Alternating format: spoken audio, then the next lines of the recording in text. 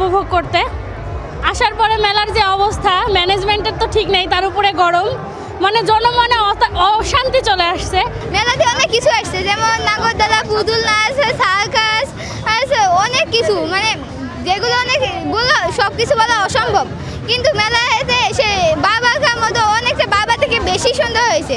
মেলায় অনেক দিনই আসা হয় না, বাচ্চাদের ছোটোবেলা থেকে গল্প শোনাচ্ছি যে আমাদের ওখানে মেলা হয়, তো এবার তার নানি বাড়িতে এসে মেলাটা দেখতে পারছে, ওরা খুব আনন্দিত, ভালো লাগছে। আর আসলে মেলায় অনেক জিনিস পাওয়া যায় যেগুলো সচরাচর মেলা ছাড়া কোথাও পাওয়া যায় না, এ কারণে মেলায় আসা খুব ভালো লাগলো। আমি মেলায় আসছি, অনেক নাগরদোলা উঠছি, খেলনা খেলছি, তারপরে খেলনা কিনছি।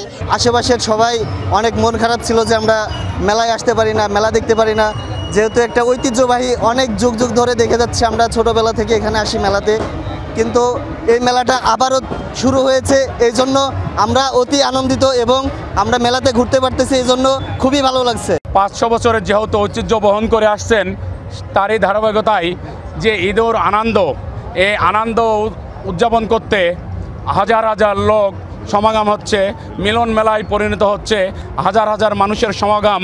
সেখানে বিনোদনের ব্যবস্থা আছে, এখানে মহিলাদের কেনাকাটার ব্যবস্থা আছে। আপনারা জানেন যে আমাদের বাঘার একটা ঐতিহাসিক গুরুত্ব আছে।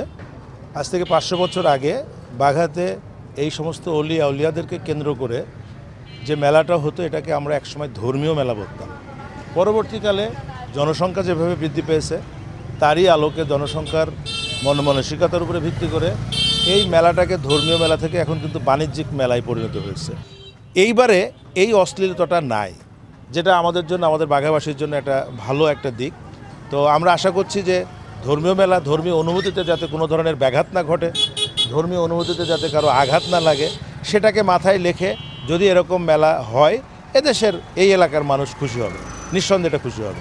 বিগত ফ্যাসিস্ট সরকারের সময় একটা সিন্ডিকেট ছিল, লুটপাট করে খেত, যার কারণে তারা মেলা হওয়ার সময় অনেক টাকা ড্রাগ দিত। ড্রাগ দেওয়ার পর এখানে অশ্লীল নাচ গান এবং এই ধরনের অর্থনৈতিক কর্মকাণ্ড বাদে অন্য কিছু ব্যাপারে মানে তাদের নিজের পকেট ভারী হওয়ার জন্য একটা অবস্থা সৃষ্টি করতো।